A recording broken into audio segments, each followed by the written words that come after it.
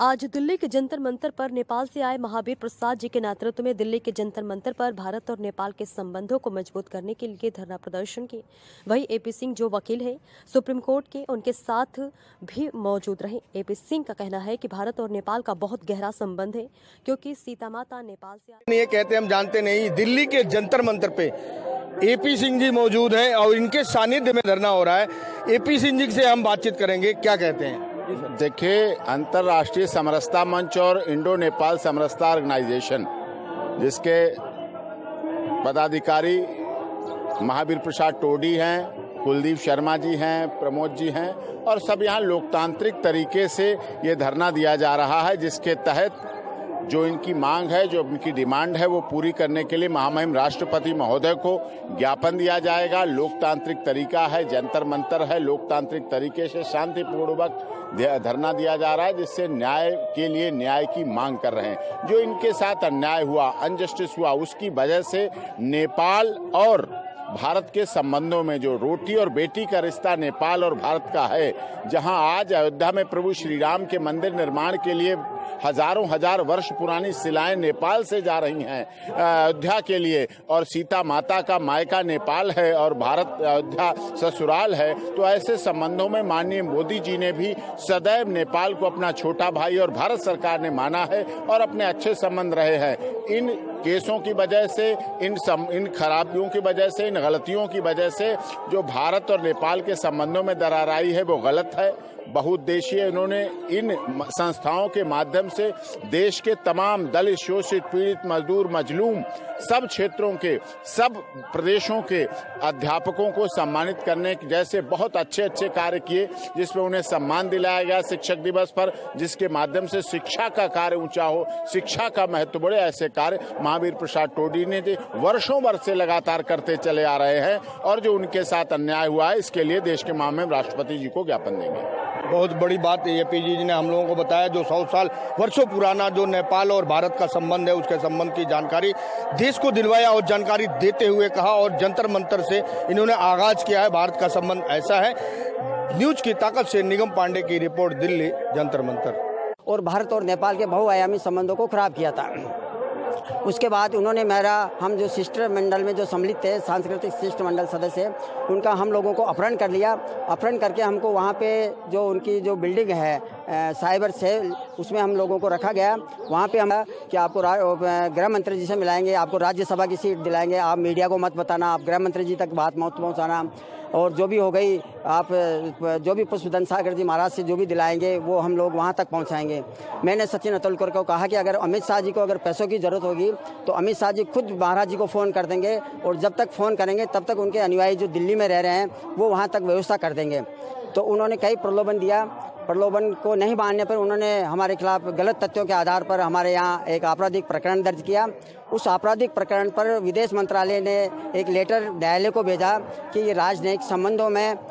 नेपाल राजदूतावास को आपराधिक प्रकरण से हम लोग उन्मुक्त रखते हैं, और जब तक मध्य प्रदेश सरकार, भारत सरकार और नेपाल सरकार से परमिशन नहीं लेती, डॉक्यूमेंट्स की जांच नहीं कर पाती, तब तक इनका कोई आपराधिक प्रकरण दर्ज नहीं होना चाहिए था। वहाँ का जो डीजीपी है, उनका भी एक पत्र आया कि आपके जो दस्तावेज है उसकी जांच हम नहीं कर सकते, केवल गृह मंत्रालय, विदेश मंत्रालय और नेपाल सरकार के जो नेपाली दूतावास है वही हम लोगों को कर सकते हैं। तो मध्य प्रदेश सरकार ने 22 राष्ट्रों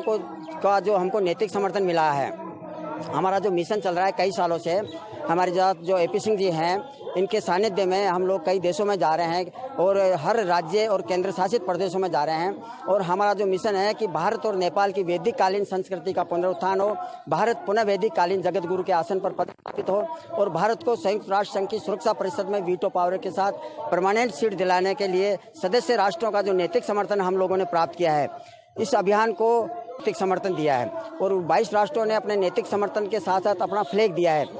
वो फ्लैग जाति ना बटे, मार्ग ना बटे, और आज तो यही है कि खून की नदियां बह रही हैं, परमात्मा भी बट रहा है, धरती भी बट रही है। तो उसके लिए निश्चित रूप से ये तभी संभव है जब हम the person who runs into the worldly affairs make it sure he और she invites tension, sorrows, worries, disease and death. Death is not end, life is not aim. and you are the most richest on this earth when you try to seek happiness in conscious.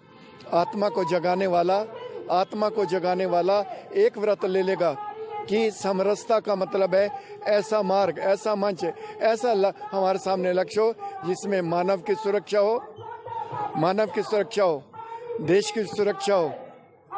विश्व की सुरक्षा हो और बल्कि ब्रह्मांड की सुरक्षा हो। ये तभी संभव है जब हम मिलजुल कर ये जान लेंगे कि मैं हिंदू नहीं हूँ, मैं मुसलमान नहीं हूँ, मैं ईसाई नहीं हूँ, मैं बुद्धिस्ट नहीं हूँ, मैं जैनिज्म नहीं हूँ, मैं गुरपुरीत नहीं हूँ, मैं सुधांशु नहीं हूँ। जिस दिन हमारे अंदर ये ज्ञान आ जाएगा कि हम सब परमात्मा की संतान हैं, मनुर्भव, जिस दिन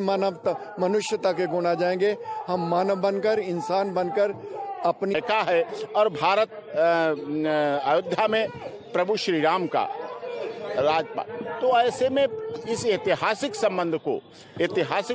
को जिन शक्तियों ने तोड़ने का काम किया है उनके खिलाफ ये ज्ञापन है। देश के महामहिम राष्ट्रपति उच्च स्तरीय जांच कराएं, दोषियों को दंडित करें और उनका जो जुर्माने की मांग की गई वो भारत सरकार और माननीय मोदी जी के उसमें राष्ट्रीय उसके लिए जमा किया जाए, जिससे राष्ट्र के काम आ सके। क्योंकि देश के लिए महावीर प्रसाद टोडी ने इस देश के गरीब, दलित, शोषित, पीड़ित, मजदूर, मजलूम, वो शिक्षक जो बहुत निचले स्तर से आते थे, उनको सदैव हर साल शिक्षक दिवस पर सम्मानित करने के लिए बड़े बड़े कार्यक्रम किए, जिसके माध्यम से पार्टी के लिए मैं अभी नहीं कह सकता कि मेरे पास जो स्पष्ट तस्वीर आई है वो सचिन अतुलकर के माध्यम से आई है। सचिन अतुलकर और मेरे खिलाफ चर्चा हुई है। 45 मिनट तक हम लोगों ने उज्जैन का जो सर्किट हाउस है, कमरा नंबर 8, जो एक जज साहब के नाम से सचिन अतुलकर ने ही पहले से बुक करा रखा था, उसको कैंसिल करा के सचिन अतुलकर ने ही मुझे वहाँ रुकवाया था। क्या लगता है कि भारत और नेपाल के जो संबंध बने थे उनको तोड़ने की कहीं साजिश की जा रही है? इसको देखिए, भारत और नेपाल के बहुआयामी संबंध है, इसको न चाइना तोड़ सकती है, न असामाजिक तत्व तोड़ सकते हैं, न ये तीसरे दर्जे के अपराधी जो इस तरह की घटना कर रहे हैं उनसे ये संबंध टूटेंगे। क्योंकि हमारी बहुआयामी संबंध है। जब माता सीता हमारे नेपाल से हैं, भगवान श्री राम अयोध्या से हैं, इस तरह से हमारा जो संबंध है मामा और भांजे का संबंध है भारत और नेपाल का, तो ये बहुआयामी संबंध है। क्या लगता है कि इन संबंधों से जो आप ज्ञापन देंगे राष्ट्रपति, उसमें क्या मांगे रहेगी आपकी? देखिए, भारत और नेपाल के साथ 22 राष्ट्रों का सामाजिक प्रतिष्ठा और शक्ति को क्षति पहुंची है, क्योंकि हमारा जो मिशन है उसको 22 राष्ट्रों ने नैतिक समर्थन दे रखा है और उस क्षति की पूर्ति के लिए हम लोगों ने मध्य प्रदेश और राजस्थान सरकार से सांस्कृतिक समन्वय कार्य योजना के लिए 10,000 करोड़ डॉलर प्रधानमंत्री राहत कोष में जमा कराने के लिए हम लोग महामहिम राष्ट्रपति के महोदय से हम ज्ञापन देंगे और हम ये मांग करेंगे कि इन जो षड्यंत्र में सम्मिलित हैं अधिकारी, उनकी चल अचल संपत्ति जब्त करके और प्रधानमंत्री कोष में जमा कराया जाए और इन अधिकारियों के जिनके नाम मैं बता रहा हूँ उनका नार्को टेस्ट कराया जाए, उनकी आवाज़ का नमूना लिया जाए और ये इसकी जो विशेष जांच है राष्ट्रीय जांच एजेंसी से इस षड्यंत्र का खुलासा किया जाए। तो एक बहुत बड़ा मुद्दा सामने आ रहा है, 10 करोड़ रुपए की वसूली का आरोप लगाया, भारत और पाकिस्तान के रिश्तों को तोड़ने की कोशिश की है। आज जंतर मंतर पर इंडो नेपाल समरसता ऑर्गेनाइजेशन और अंतर्राष्ट्रीय समरसता मंच के संयोजक महावीर प्रसाद टोडी जी, कुलदीप शर्मा जी, प्रमोद जी, इन सब लोगों ने और इस संगठन के तमाम पदाधिकारियों ने जो सामाजिक कार्य करते रहते हैं, उन्होंने ये धरना रखा है और आज देश के महामहिम राष्ट्रपति जी को यहाँ से